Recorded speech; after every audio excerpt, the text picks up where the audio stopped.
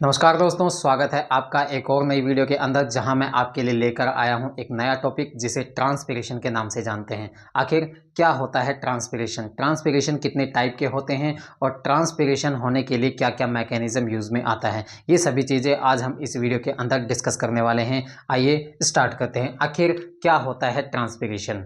आपको ये पता है कि प्लांट अपने सर्वाइवल के लिए वाटर का अपटेक करता है, वाटर का एब्जॉर्प्शन करता है। वो किस पार्ट से करता है? That is called root. Root से वाटर का एब्जॉर्प्शन करता है प्लांट। जो वाटर वो एब्जॉर्ब करता है वो सारा वाटर किसके अंदर यूज़ होता है? अपनी मेटाबॉलिक एक्टिविटीज़ के अंदर प्लांट यूज़ कर लेता है। बट फिर भी कुछ वाटर ऐसा होता है, कुछ नहीं कह सकते, मैक्सिमम वाटर हम कह सकते हैं कि मैक्सिमम वाटर वो प्लांट अपने आप में से रिलीज़ कर देता है, बाहर की तरफ धकेल देता है वाटर को। मतलब कि जो वाटर उसने एब्जॉर्ब किया उसमें से कुछ पार्ट वो यूज़ करेगा, बाकी का पार्ट वाटर का रिलीज़ कर देगा अपने में से। तो उसी को हम ट्रांसपीरेशन के नाम से जानते हैं। ट्रांसपीरेशन की एक प्रॉपर डेफिनेशन क्या है, आइए वो चीज़ देखते हैं। The loss of water, water का लॉस होना प्लांट में से from the living tissue of aerial part of plant. देखिए, प्लांट के अंदर दो पार्ट होते हैं, एक अंडरग्राउंड पार्ट होता है, एक एरियल पार्ट होता है। अंडरग्राउंड पार्ट के अंदर आता है हमारे रूट्स, एरियल पार्ट्स के अंदर आती है हमारे स्टेम एंड लीव्स। तो इसमें कहा गया है कि लॉस ऑफ वाटर होता है from the living tissue of the aerial part. Aerial part मतलब स्टेम या लीव्स के लिविंग टिश्यू में से, स्टेम या लीव्स के लिविंग टिश्यू में से लॉस ऑफ वाटर होना। किसकी फॉर्म के अंदर? वाटर वेपर की फॉर्म्स के अंदर। मतलब कि जो प्लांट है उसका एरियल पार्ट है, एरियल पार्ट मतलब स्टेम या फिर लीव्स, वहाँ से वाटर का रिमूवल होना, वाटर का लॉस होना in form of water vapour. ये टर्म ध्यान रखना कि जो यहाँ पे वाटर लॉस होगा वो किस फॉर्म के अंदर होगा? वाटर वेपर की फॉर्म के अंदर अगर होगा तो उसे हम ट्रांसपीरेशन के नाम से जानेंगे। तो ट्रांसपीरेशन क्या होता है, दोबारा देखते हैं कि transpiration is the loss of water, loss of water from the living tissue of aerial part of plant. Aerial part of the plant, aerial part का मतलब रूट से नहीं होगा, रूट से मतलब ग्राउंड से जो अबोव पार्ट होगा प्लांट का, उसी से ही लॉस ऑफ वाटर अगर वाटर वेपर की फॉर्म के अंदर होता है तो उसे ट्रांसपीरेशन के नाम से जानते हैं। नेक्स्ट पॉइंट देखते हैं। About 90%, not 90, it's 98% of water absorbed by the land plant is transferred. मतलब कि जितना वाटर एब्जॉर्ब किया जाएगा रूट्स के थ्रू, उसमें से लेस देन 2% ही प्लांट अपने आप में काम में लेगा। मतलब अपनी मेटाबॉलिक एक्टिविटीज़ के अंदर लेस देन 2% वाटर ही काम में लिया जाएगा। बाकी का जो 98% जो वाटर है वो क्या कर दिया जाएगा? लॉस कर दिया जाएगा। कहाँ से? ट्रांसपीरेशन के थ्रू उस वाटर को लॉस कर दिया जाएगा, एरियल पार्ट के थ्रू। तो इसमें ये कहा गया है कि अबाउट 98% ऑफ वाटर एब्जॉर्ब, जितना भी 100% वाटर एब्जॉर्ब किया है उसमें से 98% का ट्रांसपीरेशन हो जाएगा, वाटर का लॉस हो जाएगा in form of water vapour. बाकी का जो 2% है वो क्या क्या कर लिया जाएगा? वो कर लिया जाएगा अपनी ज़रूरतों के अनुसार यूज़ कर लिया जाएगा प्लांट के थ्रू। अब जो ट्रांसपीरेशन होता है वो 3 टाइप का देखने को मिलता है प्लांट्स के अंदर। पहला होता है क्यूटिकुलर ट्रांसपीरेशन, दूसरा होता है लेंटिकुलर ट्रांसपीरेशन और तीसरा होता है स्टोमेटल ट्रांसपीरेशन। अब इन तीनों टाइप को हम एक एक करके देखते हैं। फर्स्ट टाइप देखते हैं क्यूटिकुलर ट्रांसपीरेशन। इसके नाम से ही पता चलता है कि यहाँ पे ट्रांसपीरेशन की प्रोसेस हो रही है, बट वो किस स्ट्रक्चर से हो रही है उसका नाम है क्यूटिकल। तो इसके अंदर लिखा हुआ है कि it occur through the cuticle. यहाँ पे ट्रांसपीरेशन की प्रोसेस हो रही है क्यूटिकल के थ्रू। क्यूटिकल स्ट्रक्चर से यहाँ पे लॉस ऑफ वाटर देखने को मिल रहा है। अब ये क्यूटिकल क्या होती है? Cuticle is made up of cutin. Cutin एक सब्सटेंस है जो क्या बनाता है? नॉर्मली लीव्स के ऊपर लेयर का फॉर्मेशन करता है। अब उसी लेयर में से क्या हो रहा होता है? लॉस ऑफ वाटर आपको देखने को मिलेगा। तो वहाँ पे जब ट्रांसपीरेशन होता है किसके थ्रू?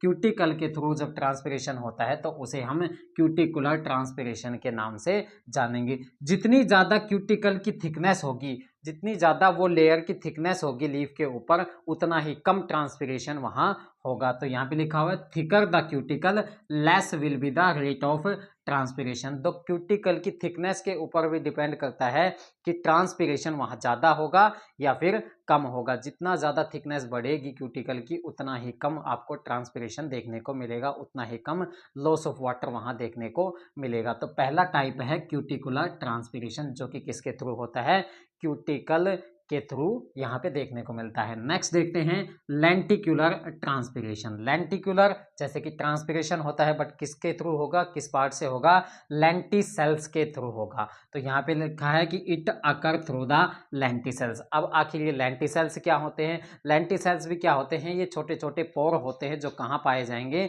ये आपको पाए जाएंगे स्टेम के ऊपर। स्टेम के ऊपर जो बार्क होती है वहाँ पे आपको छोटे छोटे पोर देखने को मिलेंगे। तो उसे हम क्या कहेंगे, उन्हें हम लेंटिसेल्स बोलेंगे। अभी लेंटिसेल्स बनते कैसे हैं, ये पोर कैसे बनते हैं, देखिए जब स्टेम की बार्क के अंदर जो सेल्स होती हैं जिन्हें हम कॉम्प्लीमेंट्री सेल के नाम से जानते हैं, जब वो लूज अरेंज होती हैं उन सेल्स के बीच में क्या प्रेजेंट होता है, स्पेस प्रेजेंट होता है और वही एक पोर की तरह काम करते हैं और उन्हें ही हम लेंटिसेल कहते हैं। तो it occur through the lenticels. अब lenticels are small region on bark. किसी भी प्लांट के स्टेम के ऊपर जो बार्क होती है, जो छाल होती है, वहाँ छोटे पोर प्रेजेंट होते हैं, छोटे रीजन प्रेजेंट होते हैं, उन्हें ही हम लेंटिसेल के नाम से जानते हैं। And bear small loosely arranged cell called complementary cell. तो बार्क के पास क्या होती हैं, लूजली अरेंज कॉम्प्लीमेंट्री सेल होती हैं और उन्हीं के बीच में जो स्पेस पाया जाता है उसे ही हम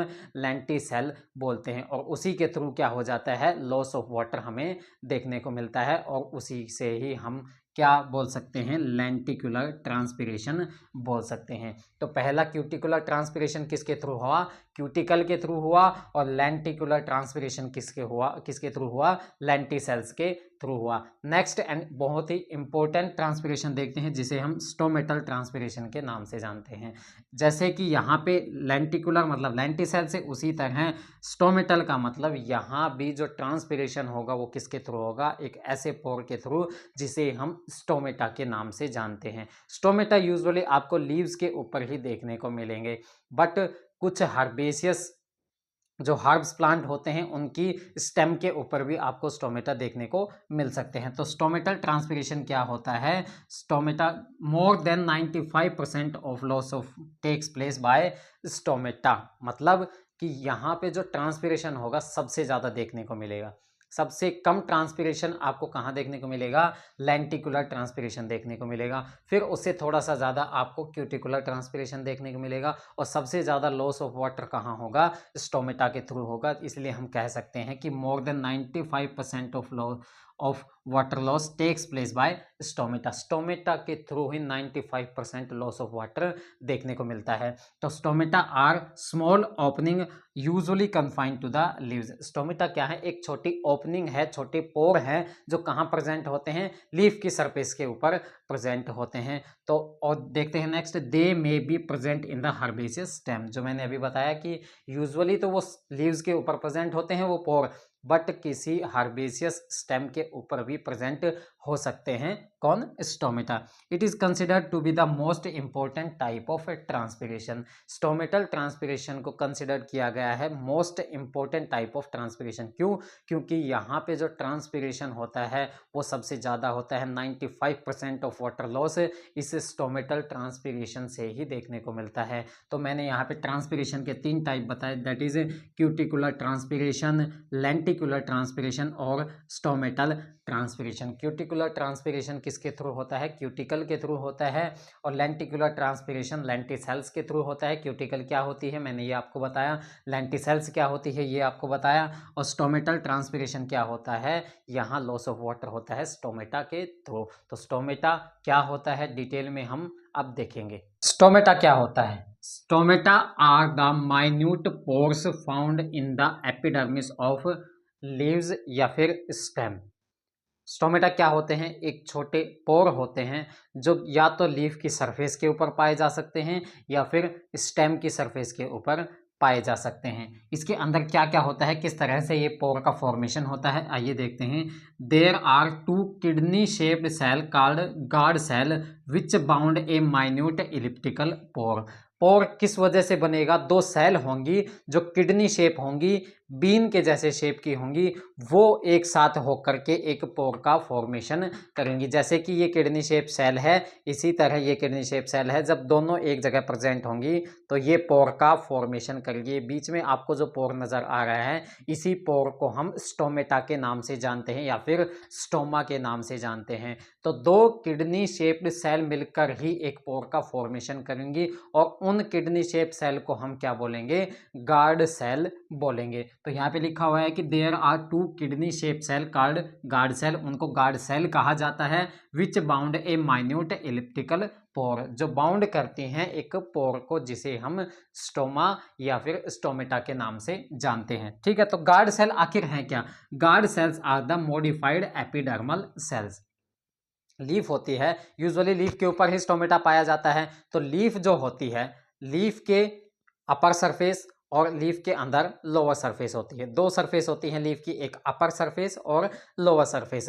दोनों सरफेस के अंदर स्टोमेटा पाया जा सकता है। अपर सरफेस के ऊपर भी पाया जा सकता है और लोअर सरफेस के ऊपर भी पाया जा सकता है। दोनों की सरफेस के ऊपर एक लेयर प्रेजेंट होती है सेल्स की, जिसे हम एपिडर्मिस के नाम से जानते हैं। आउटर लेयर सेल की एपिडर्मिस कहलाती है। उसी एपिडर्मल जो लेयर है, उसकी जो सेल्स होंगी वो मॉडिफाई होकर के गार्ड सेल का फॉर्मेशन करेंगी और वही गार्ड सेल एक पोर को बाउंड कर लेंगी, जिसे हम स्टोमेटा के नाम से जानते हैं। तो आखिर में गार्ड सेल है क्या? ये मॉडिफाइड एपिडर्मल सेल हैं। जैसा कि मैंने इस डायग्राम के अंदर बताया है कि यहाँ ये जो सेल्स हैं ये क्या हैं, ये एक लीफ की लेयर की एपिडर्मल सेल्स हैं। ये एक लेयर बनाई मैंने एपिडर्मिस की, उसी के बीच में ये मैंने ये किडनी शेप सेल यहाँ पे ड्रॉ की हैं, जो क्या है, इन्हीं एपिडर्मल सेल का मॉडिफिकेशन है। ये सेल्स मॉडिफाई होकर के किडनी शेप हो गई, जिसकी वजह से उनके बीच में एक पोर डेवलप हो गया, जिसे हम स्टोमेटा के नाम से जानते हैं। तो ये किडनी शेप सेल क्या हैं, गार्ड सेल हैं। ठीक है, अब देखते हैं। The wall of guard cell near the pore is thick and the outer wall is thin and elastic. जो ये गार्ड सेल हैं, ये जो किडनी शेप आपको गार्ड सेल नजर आ रही हैं, इसकी जो इनर वॉल है, ये जो वॉल हैं, जो पोर की तरफ करते हुए वॉल हैं इन गार्ड सेल की, वो कैसी होंगी, वो थिक नेचर के अंदर होंगी। और इसके अलावा इसके पीछे वाली जो वॉल होगी इन गार्ड सेल की, वो क्या होंगी, थिन और इलास्टिक नेचर की होंगी। तो जो गार्ड सेल है उसकी जो इनर वॉल होगी, पोर की साइड इनर वॉल जो होगी वो कैसी होगी, थिक नेचर की होगी। और पोर से अपोजिट जो आउटर वॉल होगी वो कैसी होगी, थिन एंड इलास्टिक नेचर की होगी। देखते हैं। The monocot plant guard cells are dumbbell shaped, guard cells are filled with chloroplast. अब मैंने बताया कि ये किडनी शेप है, ये किडनी शेप हर प्लांट के अंदर नहीं पाई जाती। ये जो गार्ड सेल हैं इनकी अलग शेप हो सकती है। मैंने दो टाइप के प्लांट बताए थे, एक मोनोकोट प्लांट और एक डाइकोट प्लांट। डाइकोट प्लांट के अंदर अगर स्टोमेटा होंगे तो उस स्टोमेटा के अंदर गार्ड सेल की जो शेप होगी डाइकोट के अंदर, वो किडनी शेप होंगी, बीन शेप होंगी। अगर मोनोकोट प्लांट के स्टोमेटा को आप अगर देखोगे तो वो पोर घिरा हुआ गार्ड सेल से, और उन गार्ड सेल की जो स्ट्रक्चर होगी, जो शेप होगी, वो कैसी होगी, डम्बल शेप होगी।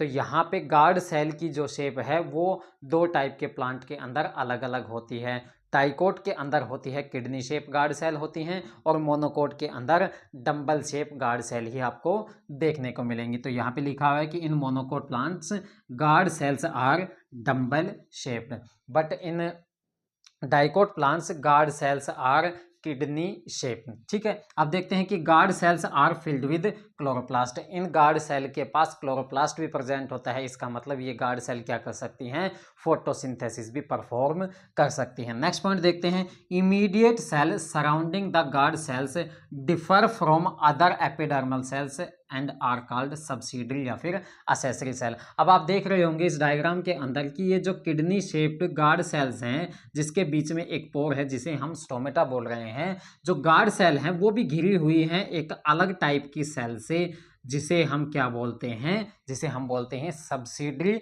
या फिर असेसरी सेल। ये भी क्या होंगी, नॉर्मल एपिडर्मल सेल से बिल्कुल अलग दिखेंगी, बट ये प्रेजेंट होंगी गार्ड सेल के बिल्कुल साथ में प्रेजेंट होंगी। तो ये जो स्टोमेटा है इसके पास नॉर्मली दो सेल होती हैं, गार्ड सेल जिससे पोर बनता है, उसी गार्ड सेल के साथ प्रेजेंट होंगी असेसरी सेल या फिर सब्सिडरी सेल जो नॉर्मल एपिडर्मल सेल से बिल्कुल अलग दिखेंगे। तो इसके अंदर भी यही बताया गया है कि immediate cell surrounding the guard cell के बिल्कुल इमीडिएट जो प्रेजेंट होंगी differ from other epidermal cell से बिल्कुल अलग दिखेंगी, उन्हें हम क्या कहते हैं, सब्सिडरी या फिर असेसरी सेल बोलते हैं। नेक्स्ट देखते हैं, मैंने बताया कि मोनोकोट एंड डाइकोट के अंदर गार्ड सेल की शेप अलग अलग होती है। डाइकोट के अंदर किडनी शेप गार्ड सेल होती हैं और मोनोकोट के अंदर क्या होती है, डंबल शेप गार्ड सेल्स होती हैं। बट एक प्लांट ऐसा है जिसके अंदर जो गार्ड सेल्स होंगी उनकी शेप डंबल भी मिलेगी आपको और किडनी भी मिलेगी, किडनी शेप भी सेल मिलेगी। तो उसका एग्जाम्पल आपको ध्यान रखना है, उसका नाम आपको ध्यान रखा है जिसे बोलते हैं साइपेरस। साइपेरस एक ऐसा प्लांट है जिसके अंदर both kidney shaped and dumbbell shape guard cell देखने को मिलेंगी। नहीं तो डाइकोट प्लांट के अंदर जो गार्ड सेल होंगी वो किडनी शेप होंगी और मोनोकोट प्लांट के अंदर जो गार्ड सेल होंगी वो कैसी होंगी, डंबल शेप होंगी। बट एक प्लांट है जिसे साइपेरस का नाम से जानते हैं, साइपेरस प्लांट के अंदर दोनों शेप की ही हमें गार्ड सेल देखने को मिल सकती हैं। तो ये मैंने स्टोमेटा के बारे में कुछ इंपॉर्टेंट इन्फॉर्मेशन बताई। अब स्टोमेटा भी कई टाइप के होते हैं, वो आगे देखते हैं। अब हम देखेंगे distribution of stomata on leaf के ऊपर स्टोमेटा का डिस्ट्रीब्यूशन किस तरह से होता है। आपको पता है कि लीफ के अंदर दो सरफेस प्रेजेंट होती हैं, एक अपर सरफेस और एक लोअर सरफेस। कहाँ कौन सी सरफेस के ऊपर कितने स्टोमेटा प्रेजेंट हैं उस बेस के ऊपर हम अलग अलग टाइप देखेंगे स्टोमेटा के डिस्ट्रीब्यूशन का। उससे पहले हम एक पॉइंट जान लेते हैं, जब स्टोमेटल अपर्चर मतलब वो पोर जिसको हम स्टोमेटा बोलते हैं, guard cell and the subsidiary cells are together called stomatal apparatus. अगर आपसे कोई पूछे कि स्टोमेटल अपरेटस क्या होता है तो स्टोमेटल अपरेटस उसे कहेंगे जहां वो तीनों चीजें इंक्लूड हो। तीन चीजें कौन कौन सी, स्टोमेटल अपर्चर जिसे हम स्टोमेटल पोर बोलते हैं, गार्ड सेल एंड प्लस में किसे, सब्सिडरी सेल को अगर हम कंसिडर करते हैं। इन तीन चीज़ों को एक साथ कंसिडर करने पर हम उसे क्या कहते हैं, स्टोमेटल अपरेटस कहते हैं। ये बहुत ही इंपॉर्टेंट पॉइंट है कि स्टोमेटल अपरेटस क्या होता है। जब तीनों चीज़ें एक साथ प्रेजेंट हो तो उसे हम स्टोमेटल अपरेटस के नाम से जानते हैं। अब हम देखते हैं distribution of stomata on leaves के ऊपर स्टोमेटा का डिस्ट्रीब्यूशन किस तरह से होता है। लीव के पास दो सरफेस होती हैं, एक अपर सरफेस और एक लोअर सरफेस। कहाँ कौन सी सरफेस के ऊपर कितने स्टोमेटा प्रेजेंट हैं, आइए उस बेस के ऊपर देखते हैं कि कितने टाइप होते हैं। पहला टाइप देखते हैं एप्पल या फिर मलबेरी टाइप, और उसे हम हाइपोस्टोमेटिक टाइप भी बोलते हैं। एप्पल टाइप बोल सकते हैं, मलबेरी टाइप बोल सकते हैं और हाइपोस्टोमेटिक टाइप बोल सकते हैं। ऐसे डिस्ट्रीब्यूशन में क्या होता है देखते हैं। Stomata are found only on the lower surface of leaves की दो सरफेस मैंने बताई, एक अपर और एक लोअर। जब लोअर सरफेस के ऊपर ही सिर्फ स्टोमेटा प्रेजेंट हो, अपर लीव की सरफेस के ऊपर स्टोमेटा बिल्कुल दिखाई ना दे, सिर्फ और सिर्फ लीव की लोअर सरफेस के ऊपर ही आपको स्टोमेटा नजर आए, तो उसे हम उस डिस्ट्रीब्यूशन को हम क्या बोलेंगे, हाइपोस्टोमेटिक डिस्ट्रीब्यूशन बोलेंगे, या फिर हम बोलेंगे एप्पल टाइप या फिर मलबेरी टाइप ऑफ डिस्ट्रीब्यूशन। वो डिस्ट्रीब्यूशन जहां स्टोमेटा सिर्फ और सिर्फ लीफ की लोअर सरफेस के ऊपर ही पाए जाते हैं, उसे हम क्या बोलेंगे, hypostomatic type of stomatal distribution. Next type देखते हैं potato type of distribution. Potato distribution क्या होता है, stomata are found more on lower surface and less on its upper surface. मतलब कि अपर सरफेस के ऊपर भी स्टोमेटा पाए जाएंगे और लोअर सरफेस के ऊपर भी स्टोमेटा पाए जाएंगे, बट लोअर सरफेस के ऊपर ज़्यादा स्टोमेटा होंगे as compare to upper surface के। अपर सरफेस लीफ की जो होती है उसके ऊपर कम स्टोमेटा पाए जाएंगे और लोअर सरफेस के ऊपर ज़्यादा स्टोमेटा जब पाए जाएं तो उस डिस्ट्रीब्यूशन को कहते हैं potato type of distribution. Example हम देख सकते हैं कि पोटैटो के अंदर ये देखने को मिलेगा, टोमेटो के अंदर, बीन के अंदर या फिर पी के अंदर जो स्टोमेटा का डिस्ट्रीब्यूशन होगा वो कैसा होगा, पोटैटो टाइप ऑफ डिस्ट्रीब्यूशन होगा। नेक्स्ट टाइप देखते हैं ओट टाइप या फिर एम्फीस्टोमेटिक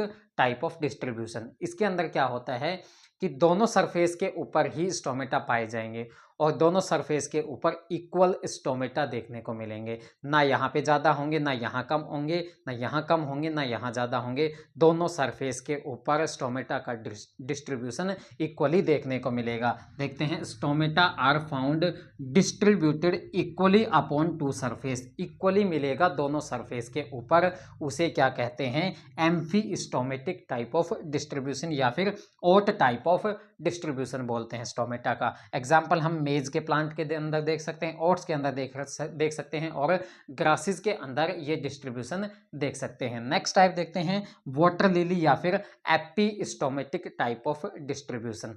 एपिस्टोमेटिक का मतलब कि यहाँ जो स्टोमेटा पाए जाएंगे वो सिर्फ और सिर्फ अपर सरफेस के ऊपर ही पाए जाएंगे, लोअर सरफेस के ऊपर बिल्कुल भी स्टोमेटा नहीं होंगे, सिर्फ और सिर्फ कहाँ होंगे, लीफ की अपर एपिडर्मिस के ऊपर ही स्टोमेटा का डिस्ट्रीब्यूशन देखने को मिलेगा, उसे कहते हैं एपिस्टोमेटिक टाइप ऑफ डिस्ट्रीब्यूशन। नेक्स्ट देखते हैं एस्टोमेटिक या फिर पोटामोजेटन टाइप ऑफ डिस्ट्रीब्यूशन। इसके अंदर क्या होता है कि लीव्स के ऊपर स्टोमेटा पाए ही नहीं जाते, बिल्कुल अब्सेंट होते हैं स्टोमेटा वहाँ, तो उस टाइप के स्टोमेटल डिस्ट्रीब्यूशन को कहते हैं एस्टोमेटिक टाइप ऑफ डिस्ट्रीब्यूशन। तो इसके अंदर लिखा हुआ है कि नो स्टोमेटा। एग्जाम्पल सबमर्ज्ड मतलब जो प्लांट वाटर बॉडी के अंदर जैसे कि पॉन्ड हुआ, लेक हुआ, उसके अंदर डूबे हुए होते हैं, सबमर्ज्ड होते हैं जो प्लांट, उनकी लीव्स के ऊपर स्टोमेटा बिल्कुल भी नहीं पाए जाते, अब्सेंट होते हैं। और दूसरा एग्जांपल आप ये ले सकते हो पोटामोजेटन के प्लांट के अंदर भी जो स्टोमेटा होंगे वो बिल्कुल अब्सेंट होंगे लीव्स के ऊपर, ना तो अपर सरफेस के ऊपर पाए जाएंगे ना ही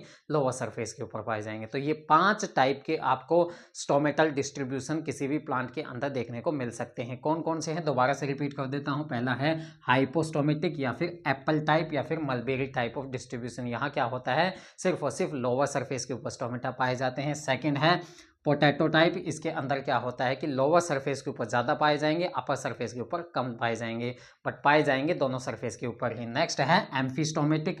एम्फीस्टोमेटिक के अंदर क्या होता है, दोनों सरफेस के ऊपर स्टोमेटा पाए जाएंगे और दोनों सरफेस के ऊपर इक्वल नंबर होगा स्टोमेटा का। नेक्स्ट देखते हैं एपिस्टोमेटिक। एपिस्टोमेटिक के अंदर क्या है, सिर्फ और सिर्फ अपर सरफेस के ऊपर पाए जाएंगे, लोअर सरफेस के ऊपर एक भी स्टोमेटा आपको देखने को नहीं मिलेगा। और नेक्स्ट है एस्टोमेटिक। एस्टोमेटिक के अंदर क्या होता है कि लीफ के कोई भी सरफेस के ऊपर स्टोमेटा प्रेजेंट नहीं होगा, तो उस टाइप के डिस्ट्रीब्यूशन को हम कहते हैं एस्टोमेटिक टाइप ऑफ डिस्ट्रीब्यूशन। तो स्टोमेटा लीफ के कौन से सरफेस के ऊपर कितने प्रेजेंट है, उस बेस के ऊपर ये 5 टाइप के डिस्ट्रीब्यूशन मैंने आपके सामने रखे हैं। अब देखते हैं मूवमेंट ऑफ स्टोमेटा। स्टोमेटा का मूवमेंट कब कब होता है। मूवमेंट का मतलब होता है कि स्टोमेटा का जो पोर है वो ओपन रहेगा या फिर क्लोज रहेगा। अगर क्लोज रहेगा तो कब रहेगा, ओपन रहेगा तो कब रहेगा। डे और नाइट टाइम के अंदर कब क्लोज होता है, कब ओपन होता है, ये होता है स्टोमेटा का मूवमेंट। तो अलग अलग टाइप के मूवमेंट अलग अलग प्लांट के अंदर देखने को मिलते हैं। इससे पहले हमने क्या देखा था कि स्टोमेटा का डिस्ट्रीब्यूशन किस तरह से होता है। अब हम देखेंगे स्टोमेटा का मूवमेंट अलग अलग टाइप से हो सकता है। पहला टाइप आता है अल्फा अल्फा टाइप। इस टाइप के अंदर क्या होता है कि स्टोमेटा रिमेन्स ओपन, हमेशा ओपन रहेंगे डे टाइम के अंदर और क्लोज्ड रहेंगे कब, नाइट टाइम के अंदर। ऐसे टाइप के स्टोमेटल मूवमेंट को हम क्या बोलते हैं, alpha alpha type of movement. मतलब डे टाइम के अंदर जो स्टोमेटा ओपन रहेंगे हमेशा और नाइट टाइम के अंदर क्लोज रहेंगे, तो उस टाइप के स्टोमेटा के मूवमेंट को हम क्या बोलेंगे, alpha alpha type of stomatal movement. Example radish के प्लांट के अंदर और मस्टर्ड प्लांट के अंदर जो स्टोमेटा होते हैं ऐसा ही मूवमेंट शो करते हैं। नेक्स्ट टाइप का मूवमेंट देखते हैं पोटैटो टाइप ऑफ मूवमेंट। इसके अंदर क्या होता है कि स्टोमेटा रिमेन्स ओपन, हमेशा ओपन रहते हैं through out the day and night, हमेशा नाइट में और डे के अंदर ओपन ही रहेंगे, बट कुछ टाइम के लिए ही वो क्या होंगे, क्लोज होंगे। कब होंगे, except for few hours following sunset. जब सनसेट होगा उसके बाद थोड़ी देर के लिए ही स्टोमेटा क्या होंगे, वो होंगे क्लोज होंगे, बट ज़्यादातर टाइम क्या होंगे, स्टोमेटा ओपन ही देखने को मिलेंगे, चाहे नाइट टाइम हो चाहे डे टाइम हो। सिर्फ क्लोज होंगे तो थोड़ी देर के लिए, कुछ आवर्स के लिए, और वो आवर्स कौन से होते हैं, वो सनसेट के बाद के आवर्स होते हैं। तो इस टाइप के स्टोमेटल मूवमेंट को हम क्या बोलेंगे, potato type of stomatal movement.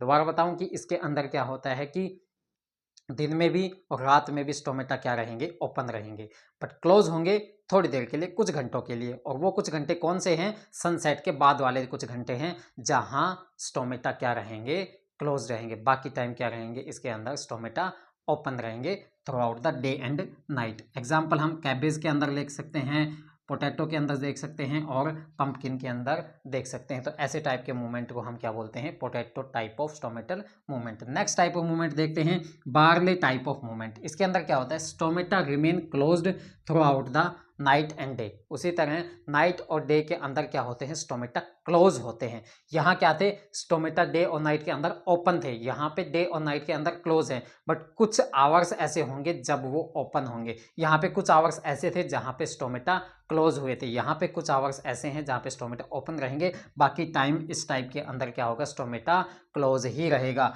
वो यहाँ पे क्या है कि डे टाइम के अंदर कुछ आवर्स ऐसे होंगे ड्यूरिंग डे टाइम जब क्या होगा, स्टोमेटा ओपन होगा, और बाकी टाइम क्या रहेगा, यहाँ पे स्टोमेटा क्लोज ही रहेगा। तो उस टाइप को हम क्या बोलते हैं, barley type of stomatal movement.